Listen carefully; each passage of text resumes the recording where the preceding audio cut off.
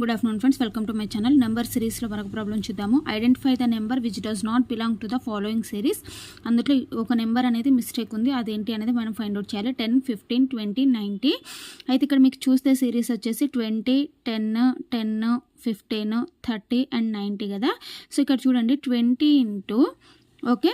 So 1/2 చేశారనుకోండి, అప్పుడు ఏమొస్తుంది అంటే 2 1s are 2 10s are అంటే మనకి నెక్స్ట్ నెంబర్ 10 వచ్చింది.